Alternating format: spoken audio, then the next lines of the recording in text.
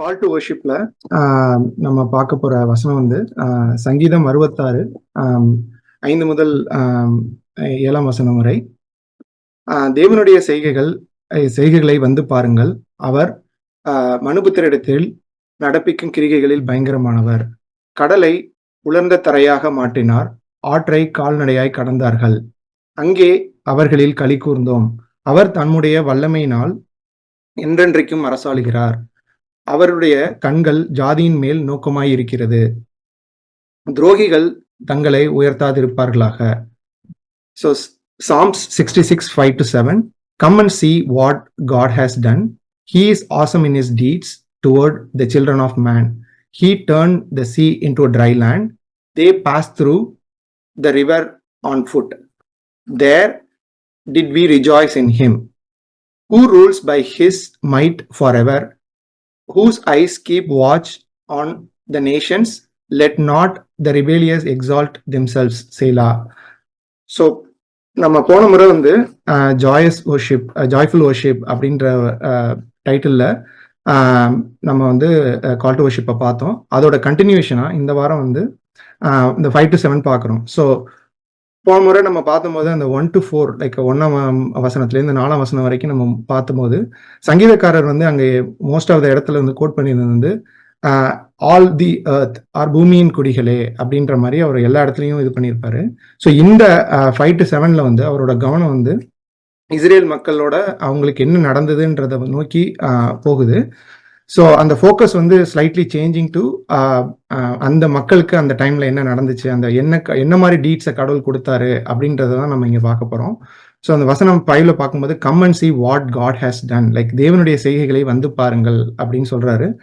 So அது வந்து என்ன செய்கைகள் அப்படின்னு நம்ம பார்க்கும்போது வசனம் 6ஆம் வசனத்துல நம்ம பார்க்கும்போது 2 முக்கியமான செய்கைகளை நம்ம பார்க்குறோம். ஒன்று வந்து இந்த ட்ரை லேண்ட், கடலை உலர்ந்த தரையாக மாற்றினார், ஆற்றை கால்நடையாக கடந்தார்கள்னு நம்ம பார்க்குறோம். ஸோ இது வந்து எந்த இதை டினோட் பண்ணுது அப்படின்னா, ஒன்று வந்து இந்த நம்ம செங்கடலை வந்து அவங்க கடந்து வந்த விஷயங்களையும், அது மாதிரி யோர்தான் நதியை அவங்க கடந்து வந்த விஷயங்களையும் நம்ம இதில் நம்ம பார்க்குறோம். ஸோ அந்த வசனம் 6ல வந்து நம்ம ஃபர்ஸ்ட் பார்ட்ல பார்க்கும்போது கடலை உலர்ந்த தரையாக மாற்றினார், he turned the sea into a dry land அப்படின்னு பார்க்குறோம். ஸோ இதோட ரெஃபரன்ஸ் எங்கேருந்து வந்திருக்கு அப்படின்னு நம்ம பார்க்கும்போது யாத்ராகமம் 14 21 22லேருந்து வந்திருக்கு. மோசே தன் கையை சமுத்திரத்தின் மேல் நீட்டினான், அப்பொழுது கர்த்தர் முழுவதும் பலத்த கீழ்காட்டினால் சமுத்திரம் ஒதுங்குபடி செய்து அதை வறண்டு போக பண்ணினார், ஜலம் பிளந்து பிரிந்து போயிற்று. இஸ்ரவேல் புத்திரர் சமுத்திரத்தின் நடுவாக வெட்டாந்தரையிலே நடந்து போனார்கள், அவர்கள் வலதுபுறத்திலும் அவர்கள் இடதுபுறத்திலும் ஜலம் அவர்களுக்கு மதிலாக நின்றதுன்னு நம்ம பார்க்குறோம். அதே மாதிரி இதுல பார்த்தோம்னா Moses stretched out his hand over the sea, the Lord drove the sea back by strong east wind all night and made the sea dry land, and the waters were divided. And people of Israel went into the midst of the sea on the dry ground, the waters being a wall to them on their right hand and on their left.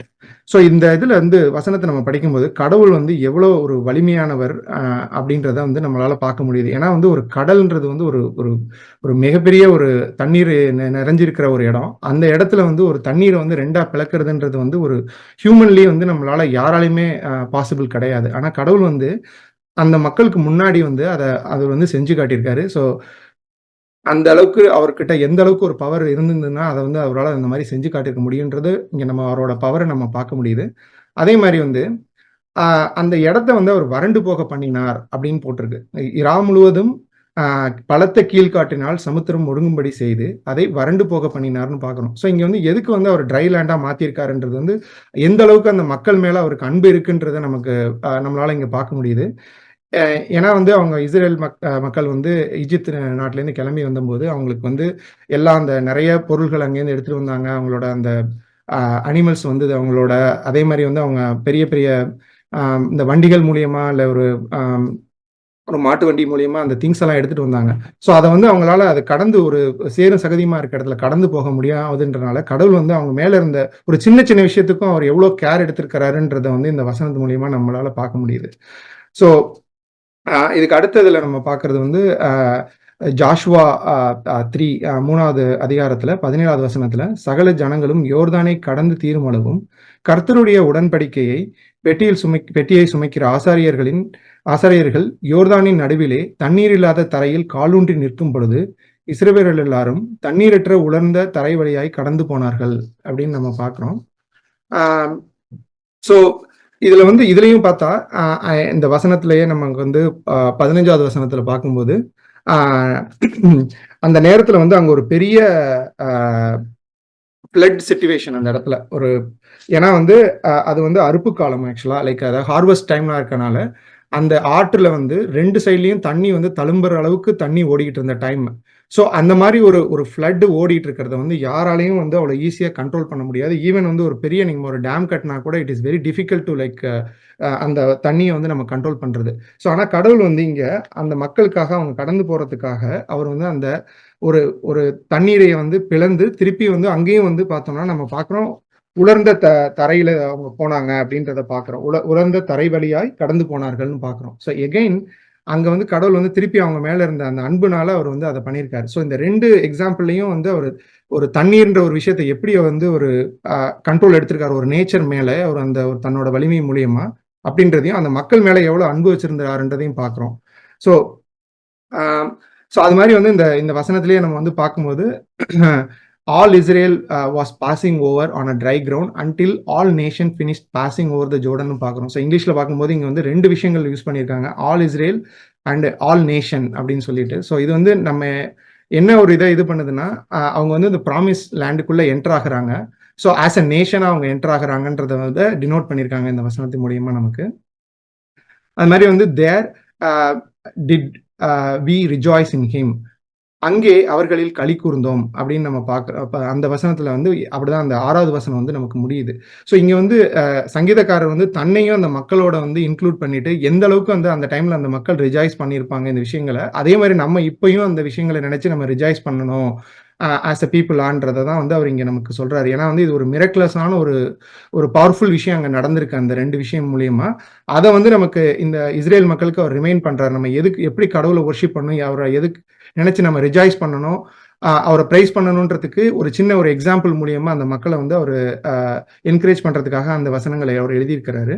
இதே மாதிரி நம்ம வந்து இந்த தண்ணீரை வந்து இது பண்றது இல்லை இந்த அலைகளை வந்து அடக்கிறது வந்து இங்கே மட்டும் இல்லை, நம்ம புதிய ஏற்பாட்டுல பார்க்கும்போது மார்க் 4:39 பார்க்கிறோம். அவர் எழுந்து காற்றை அதற்றி கடலை பார்த்து இறையாதே அமைதியா இரு என்றார், அப்பொழுது காற்று நின்று போய் மிகுந்த அமைதல் உண்டாயிற்று அப்படின்னு நம்ம பார்க்கிறோம்.